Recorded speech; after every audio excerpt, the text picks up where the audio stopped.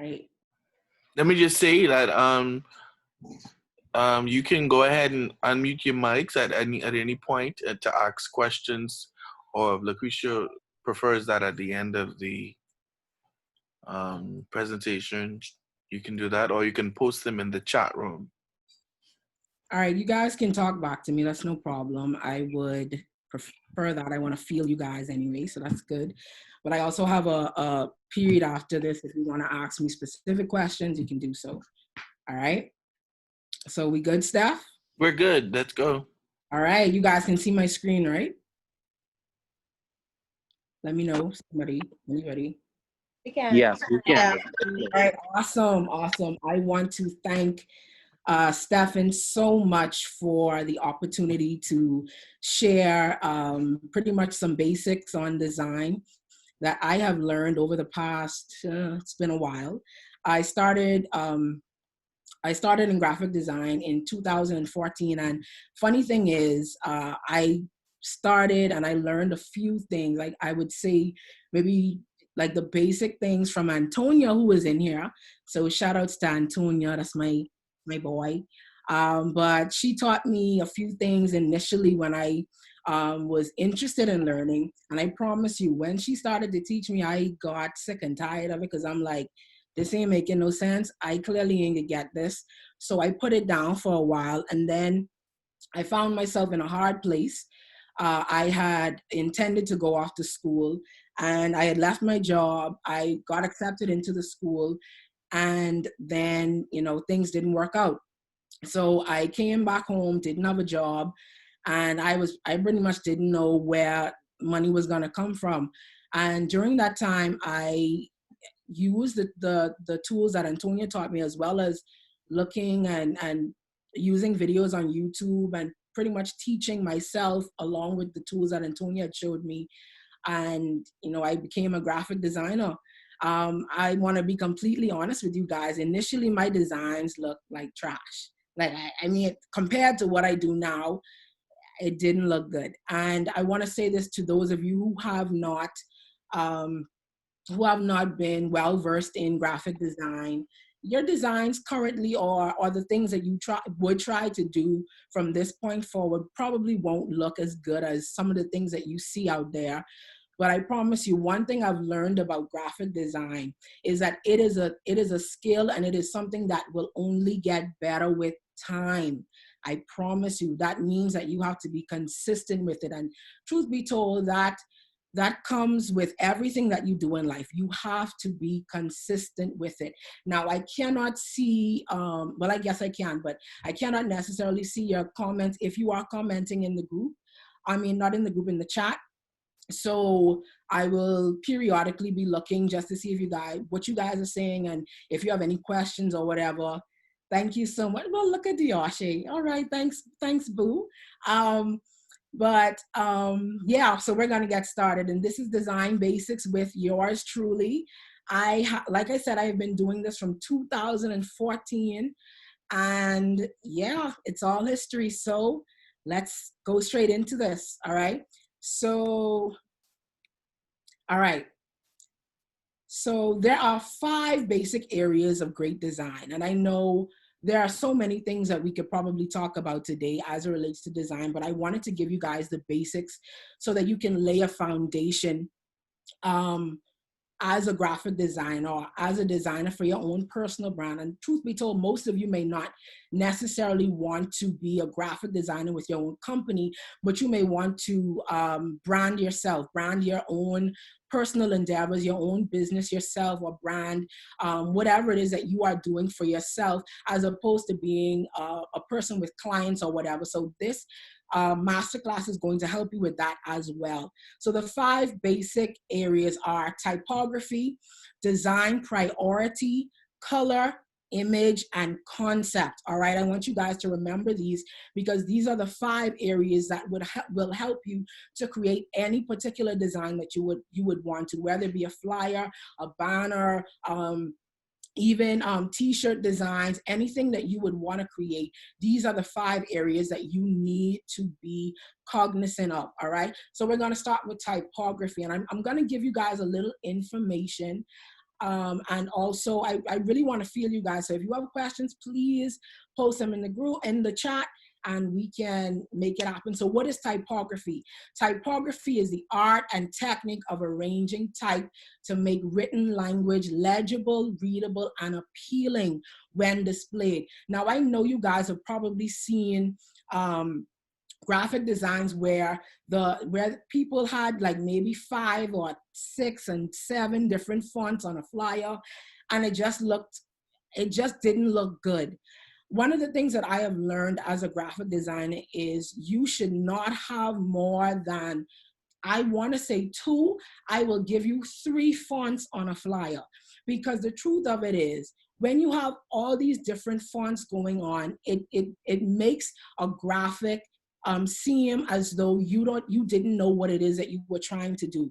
What I've learned about fonts is that fonts by themselves create an emotion, or they create a message even before you create the design. Once you pair your fonts in a way, depending on what the design is, or depending on what it is that you are creating, once you pair them in such a way, you start to tell the story of the graphic long before you even start designing, all right? So what is typography used for? It is used to convey information clearly. It helps to set a mood or an emotion. It attracts readers visually. Now, say you're creating a design for a baby shower or something for kids. You know that there are certain fonts that you cannot use on a design for kids, because it's not going to be visually appealing, or it's not going to evoke the right emotion for persons that are interested in something for kids, all right? So elements of typography, these are 3 main elements for using the right fonts, or displaying fonts in such a way that it attracts people to read the information. Now, I know, and I've heard it said before in design, that persons aren't going to read a graphic with a lot of information on it. And that in some cases is true. But if you use the right fonts and display them the way that they should, and if you are creative enough in how you display this information, you will force people to read what it is that you create. I promise you. So here it is. Number 1 is line length. Now, what line length is when you have a block of text and you have it spread all over the entire page or over an entire document. People get tired of reading because their eyes have to travel from left to right, all the way back to left to right. And the truth is, it gets tiring. So when you have a block of text, you want to easily convey it or you want to easily place it on a graphic in such a way that it's not cumbersome to read, or it's not hard to read, or it's not too lengthy for persons to read, because no matter how you put text on a graphic, no matter how you put it on there, you are forcing people to either look at it or not look at it. So you have to come to a place where you are looking at this or trying to display it in a way that it's not taxing on the eyes of those who see it, all right? So the second thing is letter spacing or tracking.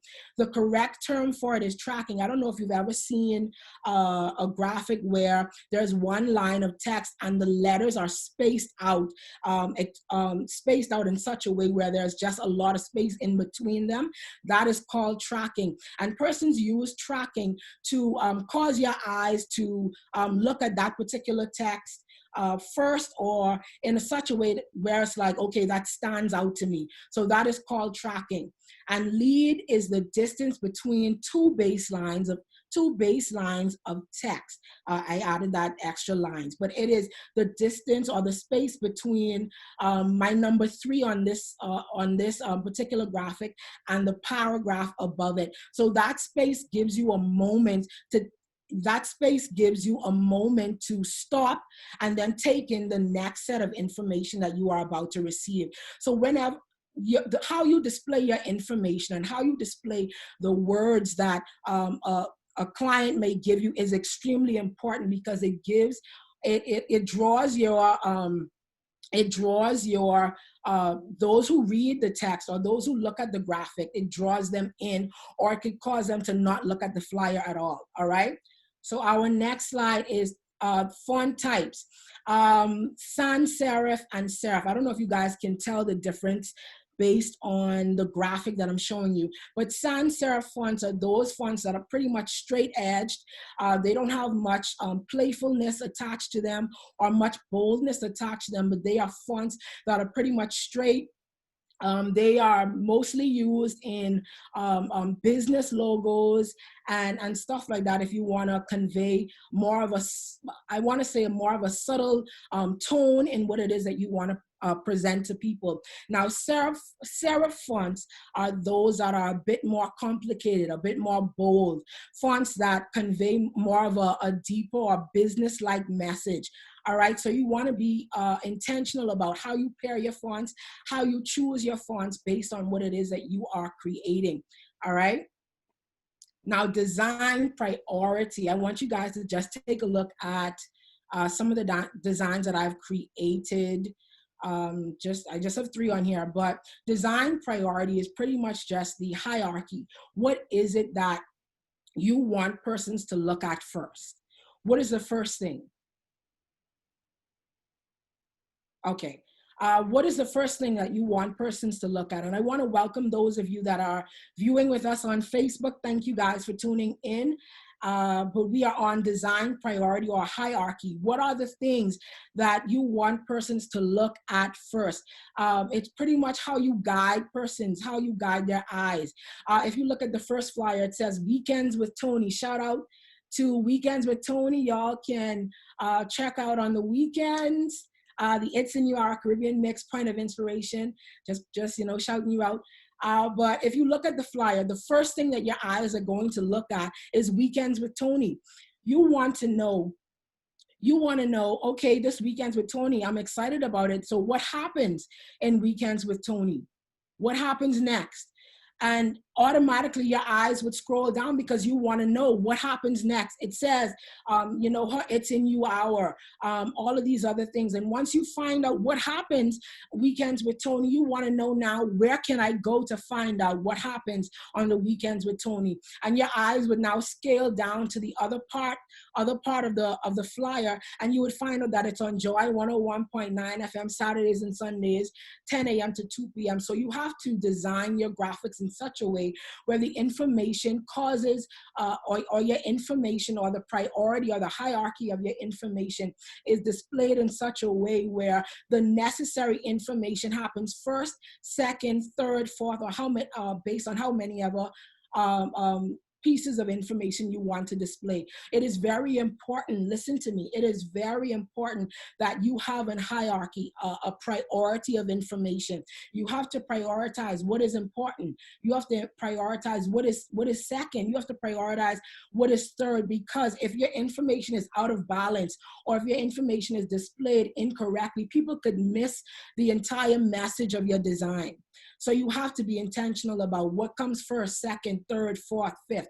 All right. So I would suggest to you, when you are creating a design or when you are starting to put together a design, you start it with what is important first.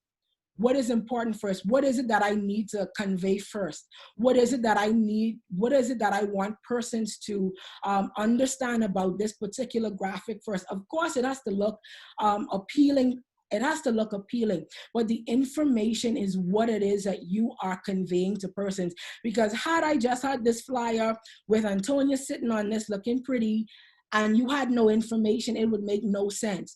So you have to be intentional about the information that you convey.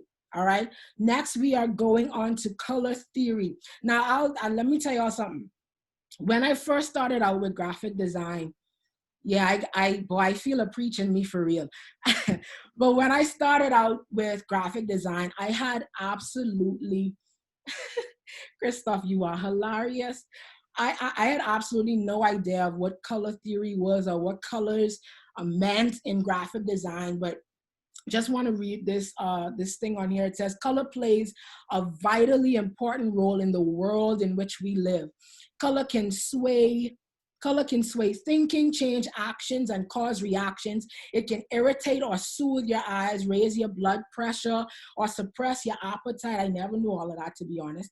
As a powerful form of communication, color is irreplaceable. I know I have read up on a lot of things about marketing and branding and how persons convey certain moods based on the colors that they use. McDonald's, for instance, they use the bright yellow and orange and reds simply because they want to attract you in such a way that makes you hungry or makes you want their food. And the truth of the matter is we don't even know that that is what they are doing to us.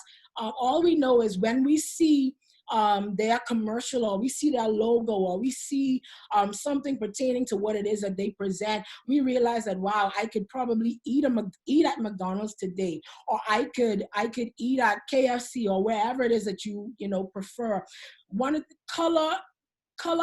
color can be used in such a way that it tricks your mind.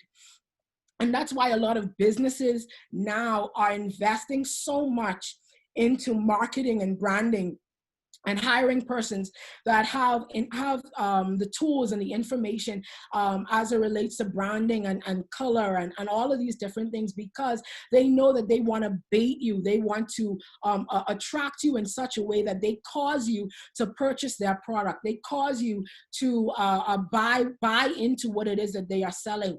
And here is a link to a website that I use to help me to select the right color palettes, whether it be primary colors, complementary colors, secondary colors, whatever it is that you are trying to convey. Your colors matter. Just like selecting the correct font, pairing the right fonts, you have the opportunity to convey a mood, or to tell a story, or to further the story based upon the colors that you are using. And I want to just put a plug in there as it relates to branding. Branding, not just branding, but branding as it relates to ministry and to church. Whenever it is that you are branding for a church or branding for a ministry, you are telling a story long before people come to your event. You are telling the story of what it is that you want them to come to. And branding in business is the same for branding in ministry. For those of you that may be part of a ministry or a church, you are doing the graphics there, or you may even be a pastor on here. I don't know. But whatever it is that you are trying to convey to the people has to be conveyed in graphic form long before you get people to come. So that means that you have to be intentional about the fonts that you're using. You have to be intentional about the colors that you're using. If you have something called Revival Fire, tell me why your graphic blue? When you hear Revival Fire, you automatically think about, red, orange, black. You're going to need to repeat that. You're going to need to repeat that so that they can understand and hear. Boy, I was in a vein. But if you have something called Revival Fire, listen to me. You do not want to have a blue or green. When I see green, I think about the forest and the trees. It doesn't convey to me that you are about to have Revival Fire. It just doesn't work that way. Your fonts have to match up. Your colors have to line up. Everything that you do should always tell and add to the story that you are trying to convey. I promise you, there have been certain events that I wanted to go to, but I promise you, when I saw the flyer, that threw me off. And I was like, boy, I know if I could make it. I don't know if it's best I go. Because your flyer tells the story. Your graphics tell the story. Your branding tells the story. Your colors tell the story. If your story ain't lining up, how you expect me to come? Now, I don't want to take away from the different applications or softwares that are used. I use Adobe Photoshop and some Illustrator, but I know a lot of persons use, boy, Tamisha, I'm getting there. Give me a second. I getting there. But that kind of swayed me. Okay. but I'm getting there. Don't remember what I was saying, but I'm getting to what if clients insist on these weird colors, but want you to produce flyers per their request? Boy, trust me, trust me, trust me, trust me. As a graphic designer, one of the things that you are going to learn in life is that you can create, and you can present designs to a client. And if they want to change that up, as long as they are paying you, give them what they want. And I'm not saying that void of, I'm not saying that void of your opinion and void of how you feel about what it is that you create. Because at the end of the day, that is your brand, and that is that is what it is that you are putting out there. But if your client, listen, some clients, like Stefan said, they are hell bent on their decisions. So for some of them, you just gonna have to give them what they want. Give them what they want, take the money and say, God bless you. What else you gonna do? Because some people don't have branding or marketing in their minds. And most of the time, you're going to have to market and brand it for them. But if after that, they still want it the way that they want it, give it to them. I'm telling you, because at the end of the day, and I have learned that the hard way, I have been like really hurt about it. Like, I ain't even lying, like hurt, disappointed. I remember I did a book design for some, I did a book design cover for someone, and I knew it didn't look good. I knew that it didn't look good. But you know what they said to me? Wow, this is so me. I said, wow, I'm happy you like it. I'm happy you like it. Once you like it, and once you pay me for it, we good. We good. I mean, we good. Now I'm probably not going to advertise that I did it, for the simple fact that it doesn't meet my standard or my criteria for my personal brand. But at the end of the day, if your client is satisfied and happy, give it to them. I'm telling you, just say happy birthday. All right, so all right, so we are on to images and concepts. All right. One of the things that hey Charles, y'all, he's an amazing graphic designer. I honor you, sir. You are really good at what you do. Yeah, he's amazing. So images and concepts. Now, one of the things, like I said, you tell a story with what it is that you create. And for me, when I'm creating something, I'm thinking about who is my consumer. Like, who are the persons that are going to look at this the most? Who are the persons that are going to be affected by, who are the persons who are going to be affected by what it is that I create? Now, if any of you don't know, I attend Epic Church Bahamas. Shout out to my people. And when I was creating this particular design, my thought pattern was, okay, I feel like we're going into that, springtime. So for me, when I created it, I was thinking, okay, we going into springy, like the springy bright colors. So for me, I want to convey a message, or I want to convey a mood, or I want to plant a seed.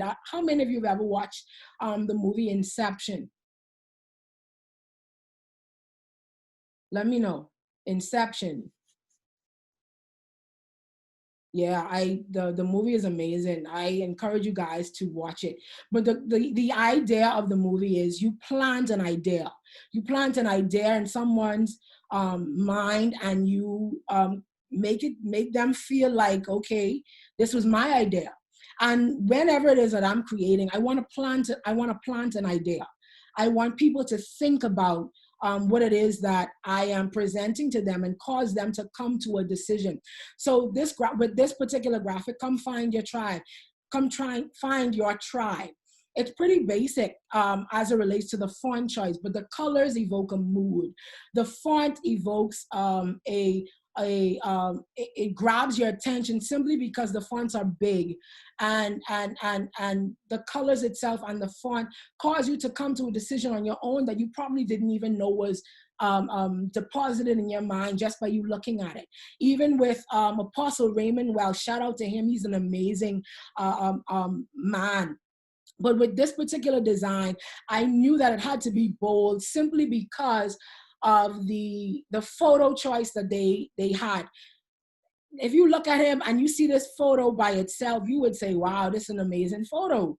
But I knew that the elements of the design had to be bold in order to complement the photo, and that the font choices had to be bold, and that it had to speak to his personality as a leader and as a pastor. If you've ever visited any of his midday services, you know that it is a bold experience.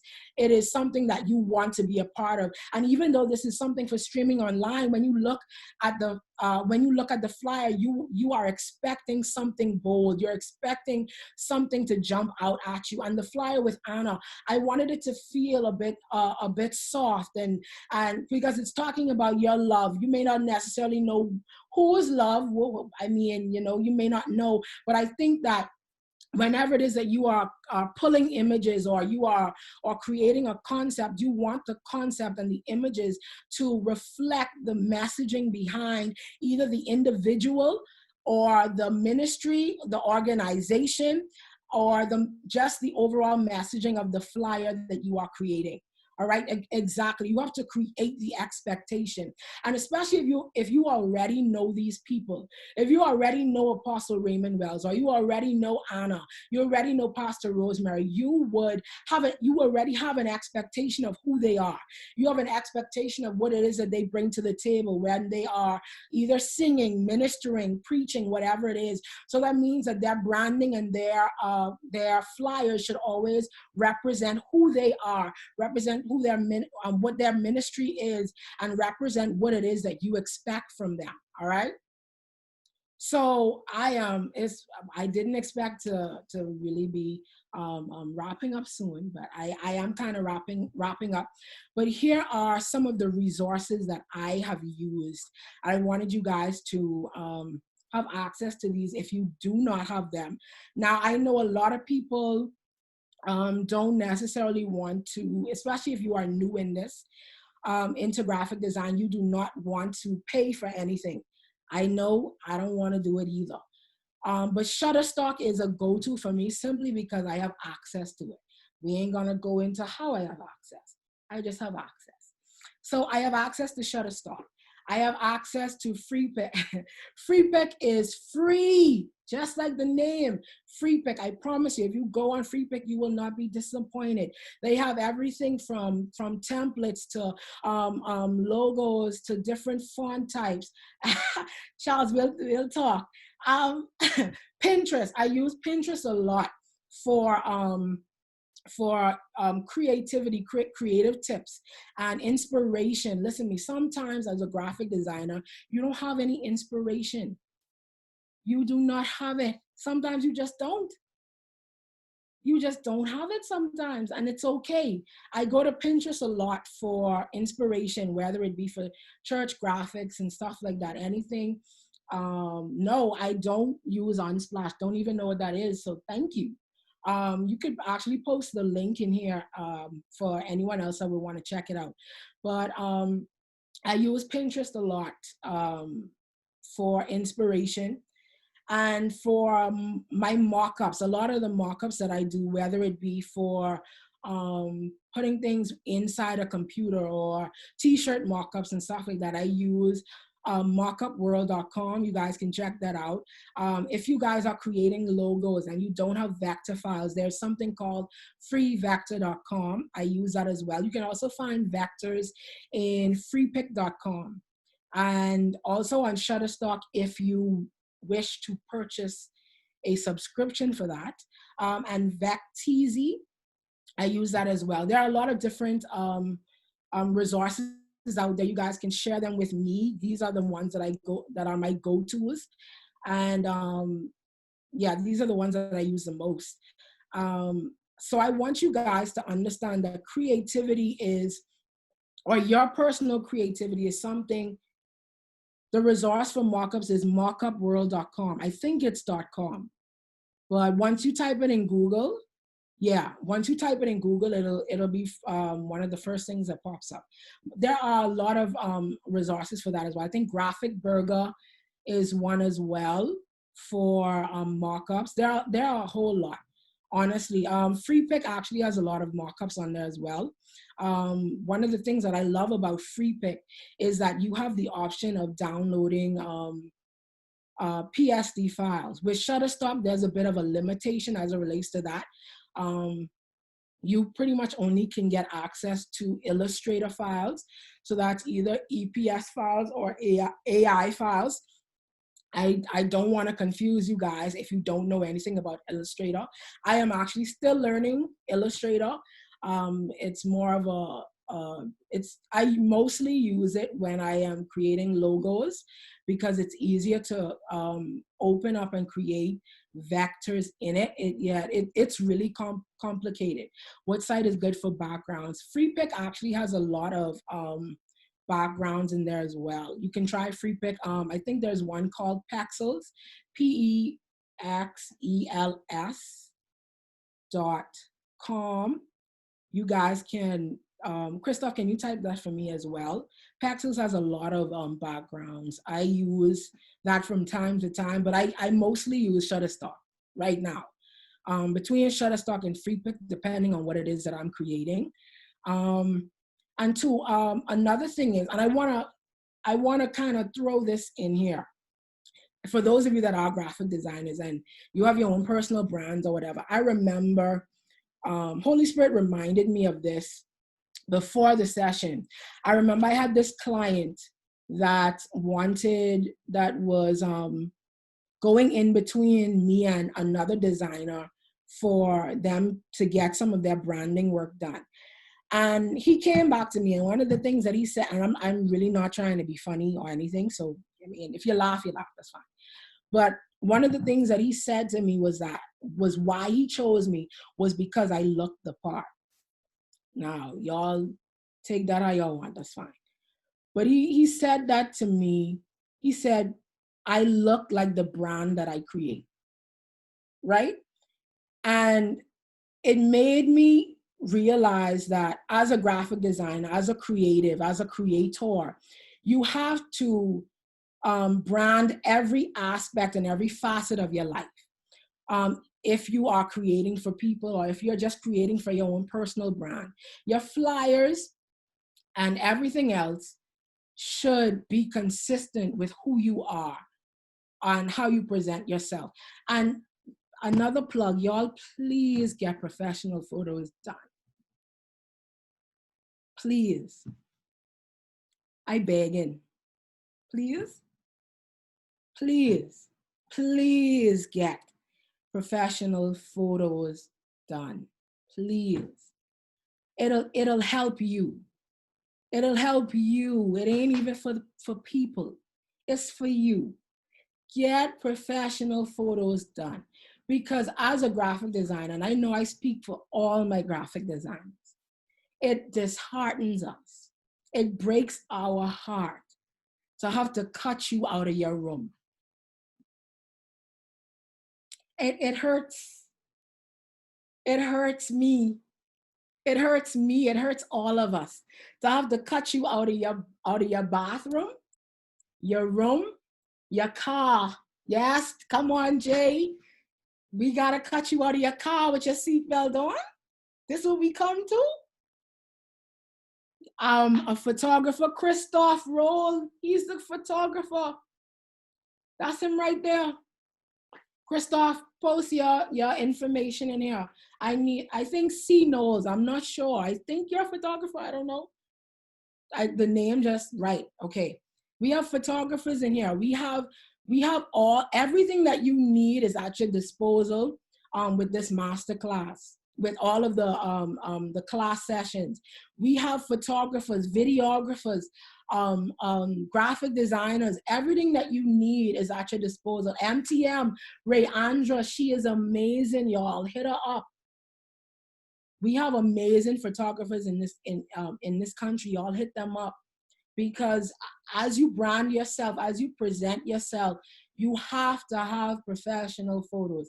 It hurts us. And if you are getting into graphic design, I know it's a bit difficult, but because some people set in their ways, and they probably gonna send you some selfies, and we just gotta deal with it. You know, but if you are branding specifically for yourself, please, I hearing you, I telling you, please get photos done. Get them done. We have quite a few on here. Teague Linton is There's here a as lot well. of photographers in here. I plug in all of y'all in because I am tired. I speaking for me. I tired. I heard actually. I'm heard about cutting people out of their bathroom and their French room. I heard about it. So I want all of that for you. All right. As we brand ourselves, as we create graphically, I want you guys to take into consideration the fact that your fonts matter. The fonts you choose to use as a designer matters. All right. There are, I don't know how many of you use Photoshop. There are so many different ways that you can create. Tamisha, I know you're in here and you're doing your thing with Canva. Listen, them selfies stressful, but Canva is an option for graphic design. If you want to use it on your, I think you can use it on your phone. I've never really used it, so I don't know how it works. Or you can just hit up Tamisha if you want Canva work done. There are so many different options that you can use as a graphic designer. You can use for those of us that have Macs, there's something called Keynote. Keynote is an option as well for you to use or to create graphics. I don't know if y'all ever knew that, but you can. And I know we knock Publisher and Microsoft and all of that, but if you know how to use it well, if you know how to do it well enough, you can use those as well. I know, Christoph, I know. But if you know how to use it well. No, let's not bother with that Photoshop thing, that publisher thing. Some We've people seen too can many. use it. Yeah, but there's a way that you do it. Yeah, that's why I'm saying if you use it, if you know how to use it well. If you don't worry about it. If you design a flyer for your client and they ask you to send them the heading as a PNG, do you charge that as a logo or just give that to the client free? That's a really good question, Tamisha.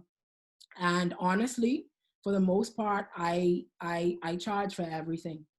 Initially, when I started out, I would give away things. Like I would just do it, like, because at the end of the day,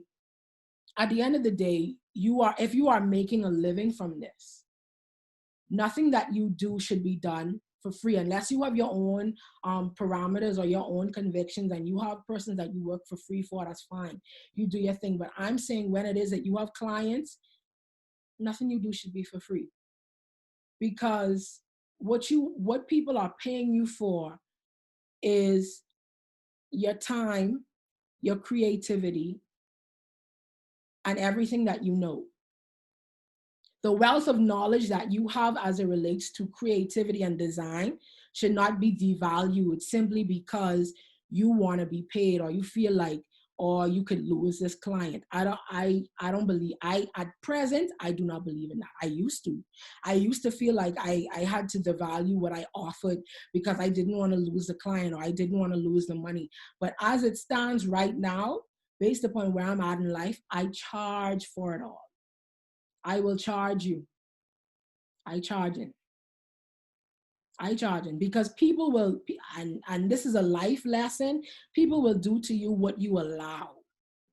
Some person asked on Facebook, what is the standard pricing for a graphic design? And they said, do not give the Bahamas price, give the universal price. Hold on. Christoph, I coming back to you. Honestly, the universal price for graphic design is by the hour. You have a set fee by the hour. Now we don't do that here simply because one, the market is saturated and oversaturated at that. But I honestly believe and live by the revelation that there are clients for all of us. I live by that. Like, okay, I really do live by that. There are clients for all of us. If you don't want to come to me today, you could go to someone else. If you, I had a client, I promise you, I had a client come to me and tell me my price was too high, and they said, okay, they'll be back, they'll shop around or whatever, and they came back. I mean, they came back. I mean, at the end of the day, we have choices. If you do not choose to use me, you can choose to use someone else. Antonia is an amazing graphic designer. Janiqua, amazing. Charles, amazing. We have amazing graphic designers out here.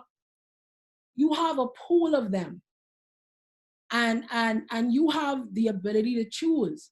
But just because people have a choice doesn't mean that you have to undervalue what it is that you offer. I do not design like anyone else. You don't design like anyone else. So that means that whenever someone comes to you for graphics, they are coming not just for the graphic, but they are coming for what you produce as an individual. So that means that you may not want what I have to produce, because how I create something is not going to be how Antonio or Janico or Anisha or Christoph. It's not going to be the same. It may have some similarities, but it's not going to be the same. As a graphic designer, I am my own brand. I create my own way. Initially, it was difficult for me, and I'm telling you, you may come to a place in your journey as a graphic designer where you feel like you don't have your own niche or your own way of creating your own. Yes, Krishan, I see you doing your thing, girl. You may not have your own niche or your own way of creating, but as you learn different techniques, as you do your own personal research, as you do trial and error, you will have your own way of doing it. And it will become easier for you. Listen to me, boy, it used to be rough. I never knew that you had your own niche, or you had your own way of doing things. You had your own way of creating. I thought that it was all boxed in or a cookie cutter way of creativity, but it isn't. All of us design differently. All of us create differently. But back to the question at hand about pricing. Universally, we are supposed to be pricing our work by the hour. But one thing I've learned about the Bahamas is graphic designers are undervalued and underpaid. We are undervalued and underpaid.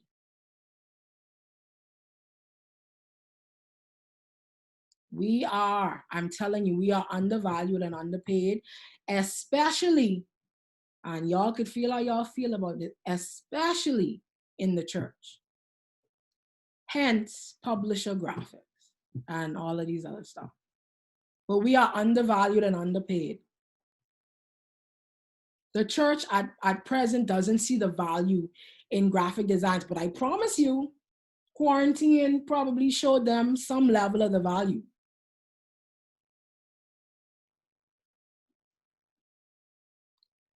So you have to keep it separate. For me, I have set prices for a flyer and Facebook cover designs. My prices, how I price is when it comes to, I have set prices, but when it comes to promotional material, those prices are higher simply because people make money from that. When it comes to album designs and album designs, book cover designs, anything that produces a profit for that individual, those prices are higher simply because either your name is going to be in that, because most of the album covers that I have done, my name and my business name are printed on that. My book cover designs, my name or my business name is printed on that. And the price of that is heightened because when people see that, or when people purchase that, I think, I know you guys saw it. I did the album cover design for Christopher Roberts. There were hundreds of people at his event, and they got that album. And that means that my name and my brand is in the hands of hundreds of people. So whenever it is that they look at that, regardless if they read the entire thing or not, they have my brand in hand, and they have where it was created or who created it or who designed it in their hand. You are very right. That's good, Krishanda. You learn to charge for impact and not for time. The logo, that's truth. And let me tell y'all now, I recently learned this, and I'm saying this with compassion because it was me as well. Your logo prices, and we haven't talked about logos, but your logo prices need to increase, because logos are the identifying mark of any business, any organization, any entity. That is how it is identified. I remember reading or watching a video some time back about the Nike tick. The person that created the Nike tick is being paid to this day because of a logo. You know what that is? If I could retire off of a logo, Lord Jesus, let it be so. I want to retire off a logo and just keep getting paid because it's being used. And one of the things that, and I know our culture here is a bit different as it relates to graphic design and marketing and stuff like that, but everything that we create is our property. It is our intellectual property. I don't know if you know about that term or whatever it is. If I create a logo, it is my intellectual property. Although it is being paid for, that means that now we have to get into the aspect of creating contracts for what it is that we create. A lot of the things that we do not do now are things that we should be doing, because the value of what it is that we do. Let me tell you something. The world right now runs on marketing and creativity and branding. If you look around right now, almost every church, and I'm just thinking about the church community right now, but every church right now needs to be marketed and branded in such a way that they are put into the pool of social media. That itself is a market. And that means now that we have the opportunity to create our own intellectual property for these particular mediums or these particular organizations. And because we do not take, and truth be told, we as graphic designers and persons in marketing and stuff, we don't take ourselves seriously enough to put these things in place, simply because people handle us cheaply, so we handle ourselves cheaply. If you were to go to the States now or work from a different country, you would realize that graphic designers and persons in marketing, they charge by the hour. They have contracts in place. They have these things in place simply because they need to have their things together. Now I know there are limitations here.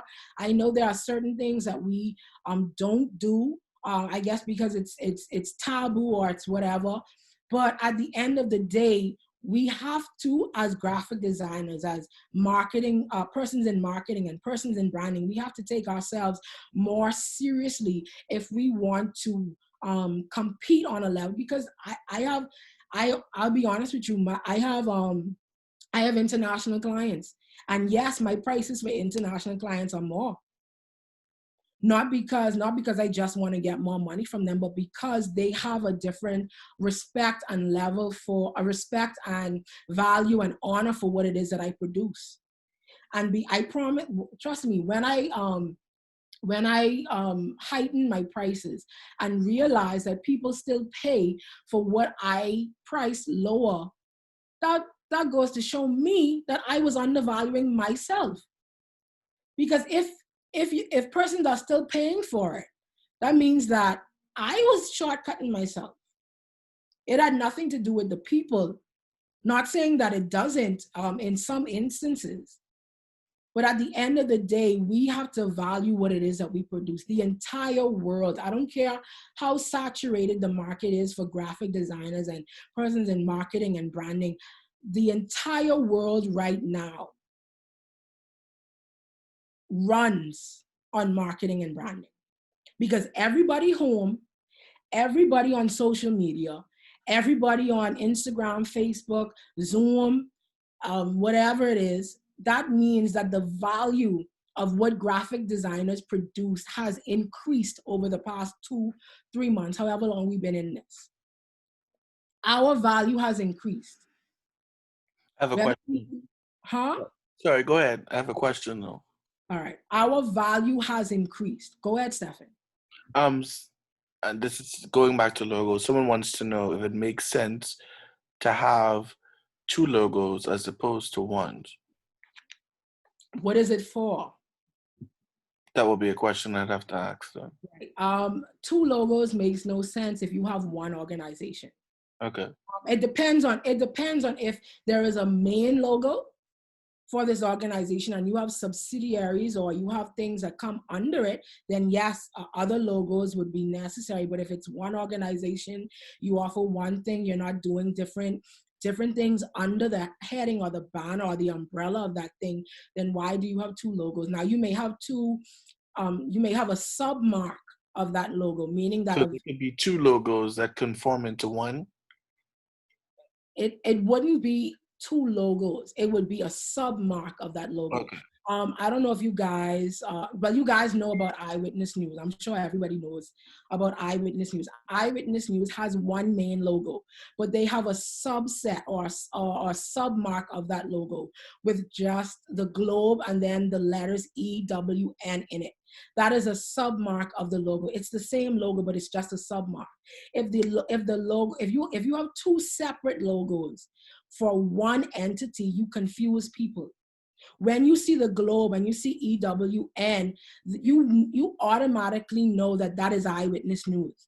You you are already programmed in your mind to know the color, know that globe belongs to Eyewitness News, and you already know that this is what it represents. But to have 2 separate logos means that you are confusing people, and you are not allowing them to resonate with what your original logo is.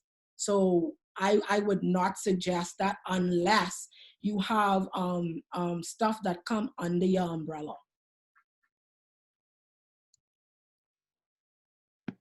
Yeah, it doesn't matter how many colors you have in a logo. It matters. It definitely matters. Like I said earlier, colors evoke a mood or it programs the mind. And I would suggest that you guys actually study or research what certain colors mean, because colors have meaning. When you see the greens and the yellows and the greens and like the undertone of greens or the what is it called, the forest greens, you automatically have an association in your mind that this has something to do with green or going green or something to do with health or something. That colors have an association. Whenever you see orange and or the what are the colors from McDonald's? I think it's like a red and something. But when you see that, you could see those colors by themselves, and in some way, I promise you, you will associate them with McDonald's, even if you do not see their logo or their submark. Colors matter. If you have 10 different colors in your logo, people don't know what you mean. If you have green, blue, red, orange, white, whatever, you are confusing people. You confusing people. If you look at certain businesses, they use the like the blues. They use blue, gray, white, because these colors they represent a particular thing in business. They represent dependability. They represent a brand that you can trust. I promise you, if you research it, colors represent something. If your logo has like 10 different colors, you can't, it really isn't going to connect well with people. Right? It's like a subliminal message. Like if you look at Island Luck, their colors are green and gold. Green refers to what? Money. Gold, money. There's an association, whether or not you know it, but there's always an association. Your colors mean something. So you have to be intentional with what it is that you put out there. Even with my presentation, I used, is this 4 colors, 3, 4? Well, 3 main colors. And then I used, I mean, 2 main colors, and then I used black and white to offset it.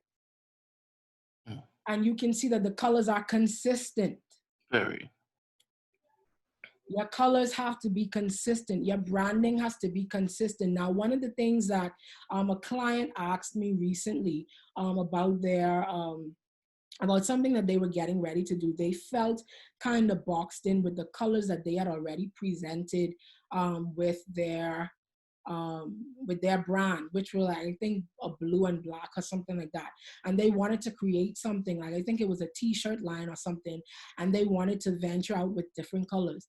Now, the thing about it is, once your brand has become dependable enough that people already know that this is what you offer, when you present them with something that has different colors, there should be some level of consistency with what it is that you present to them, whether it be your font choice, whether it be the way that your information is displayed. I promise you, consistency matters in every area. So if you have a particular font that you use for your brand, if you have, say you use the same font that I have here, if I were to change the colors on this, and you already know what my brand is, or you already have it in your mind that when you see this font, this is Laquisha Wallace from Fifth Design Media. No matter what color I use, you are always going to associate that with me, because there is still some level of consistency in what it is that I produce. But the only way that you can do that is when your brand has already become dependable and consistent in the minds of those that you see, or those that buy into what it is that you create. All right. Do we have any more questions? Yeah, I have a question. Two rather. Your best program for program making, obituaries, that kind of stuff. For me, I use Photoshop to create it. I know a lot of people persons use InDesign for newspaper layouts and brochure and program layouts. I don't use it. I create everything I do in Photoshop. You can use that. I think you can use Publisher. I know y'all don't want me to talk about Publisher, but Publisher as well. You can use InDesign. The thing about Adobe is they have applications or software for pretty much everything that you want to create, But the way that they make money is that they have all of those different things in their suite. But you can more than likely do most of everything that you want to in Photoshop. You can create booklets, you can create brochures and all these other stuff in Photoshop. InDesign is an option if you want to get into that. And also, as graphic designers, there are certain things that you can specialize in. If you just want to do booklets or brochures or stuff like that, if you want to specialize in that, you can use InDesign for that. You can let persons know, hey, this is what I do. This is what my specialty is in. Do you recommend using Adobe Illustrator for print booklets? I honestly, I don't know how it would be used for print booklets. I don't know I guess the background or the details of using Illustrator in that way. I know with Illustrator you can create vector files for the most part. So I can't necessarily recommend it or not recommend it, mostly because I don't know the functionality with print booklets. I don't know how that is used. Okay, if I could stick a pin, if Charles is still here, I know he designs booklets. Charles, do you want to take that question?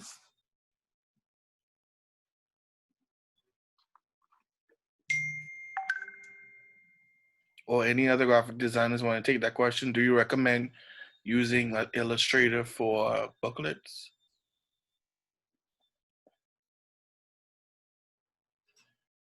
I'll answer that after Christoph. I think, at least I don't know, because I think most people use either InDesign or Photoshop for their booklets. So I don't know, as opposed to Illustrator. I know flyers and stuff can be created in Illustrator, but I wouldn't necessarily say Go ahead. I will be. Um, Cheryl, I will be. Right. Um, Illustrator, I wouldn't, yeah. so what about these stress fees now? What about these stress fees? Before you go there, Chris, let Charles answer that question right quick. He's here? Yeah, he's here. All right. Yeah, sorry about that. Short answer, no, I wouldn't recommend Yeah. Illustrator. It wouldn't work. Right. Wow. Okay. I know Illustrator can be used for flyers, but it's really a more tedious and detailed process. Complicated. Yeah, you got to go through too much. It's more complicated than using Photoshop. It's a lot more complicated. You literally have to relearn or learn an entirely new program with Illustrator. Wow. And it's, right, like Prashanda said, it's mostly for logos. This message from Christoph, I'm not.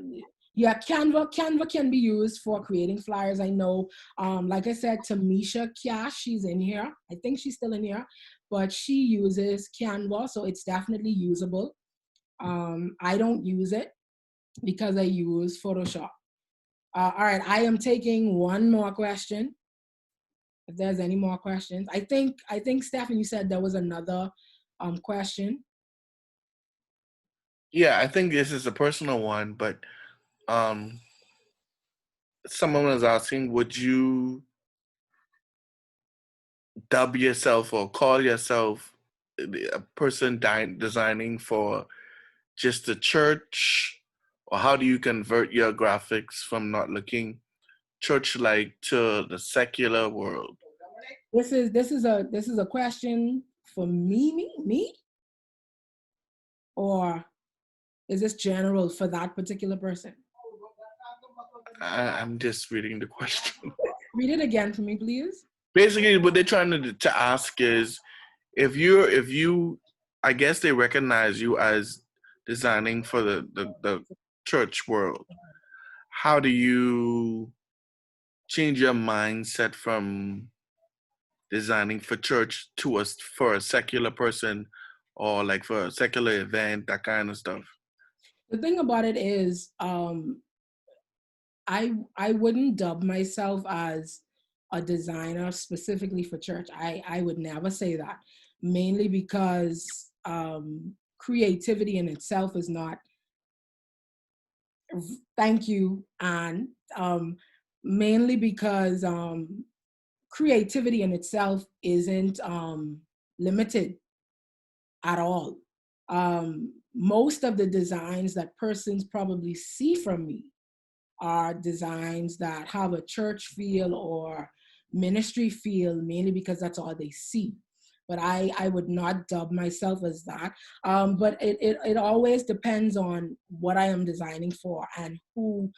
That's a good question, Charles. What is a church designer? But it depends on what I'm designing for and who I'm designing for and what message I'm trying to convey to people. You know, I have done secular designs. I have done pretty much everything out there, I would say. But sometimes you can, as a designer, get locked in a particular way. But I would suggest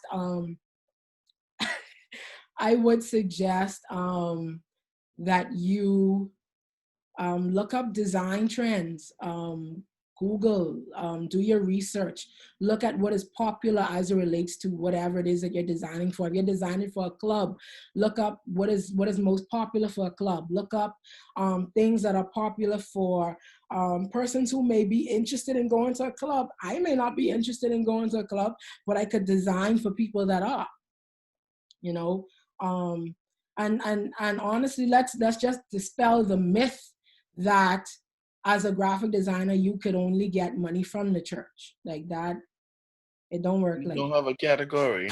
No, money don't really have a Hmm. category. Sorry. It don't have a category, and it comes from any and everywhere. And if you box yourself in, then you will be boxed in, and you will only get money from wherever it is that you want to get money from.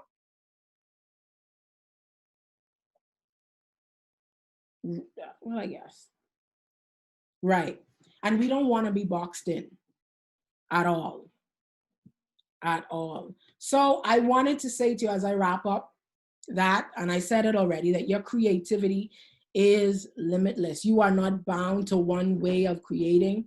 You are not bound to one way of designing, but you are a limitless person, and God has created all of us to be limitless, which is why I believe that everything that I learn or everything that I know, I am more than willing to teach, more than willing to answer questions, and more than willing to share what it is that I know. We are not limited to any one thing or one way of creating or designing. So yeah, your creativity is limitless, and I was very, very honored to be your masterclass facilitator today. It was an amazing session. Thank you guys so much for your questions, for your you being attentive to me. Thank you. Thank you so much. And yeah, I was gonna say Q&A session, but we kind of already had that. And we are wrapping up. Thank you guys so much. I do want to, if it's okay, Steph, can I pray? Sure, you can do that. All right. Thank you so much, guys. All right. Just want to pray. Father, we thank you.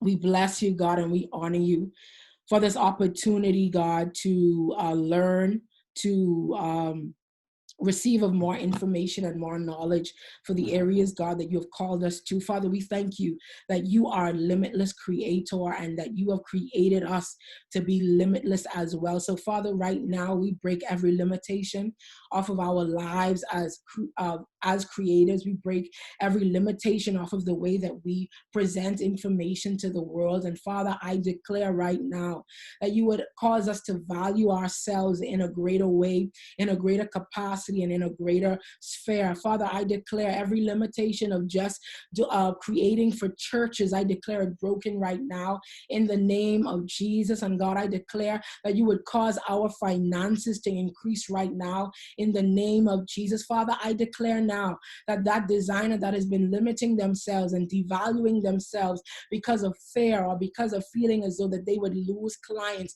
I declare that that fear would be broken off of them right now in the name of Jesus. And God, those who desire to start their own businesses, I declare, Father, that you would give them the strength and the courage to do so. I declare, God, that no weapon formed against these creatives would be able to prosper. And Father, that you would release them into the limitless grace and limitless power of their creativity right now in the name of Jesus. Father, I declare that they would go forth into their areas and into their spheres of influence and do what it is, God, that you've called them to do. In Jesus' name I pray, amen.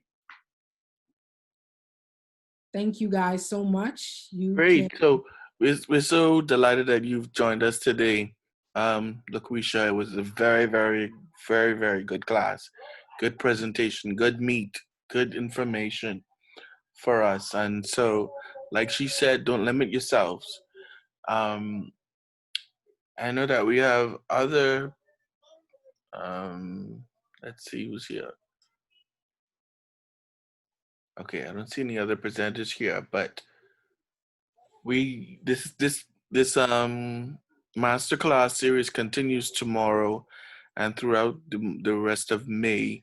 Tomorrow we're dealing with conflict resolutions. You can join us, I think, at 2 p.m. tomorrow, same time, and we'll be here talking about conflict resolutions. Thank you guys once again for joining us, and we'll see you then.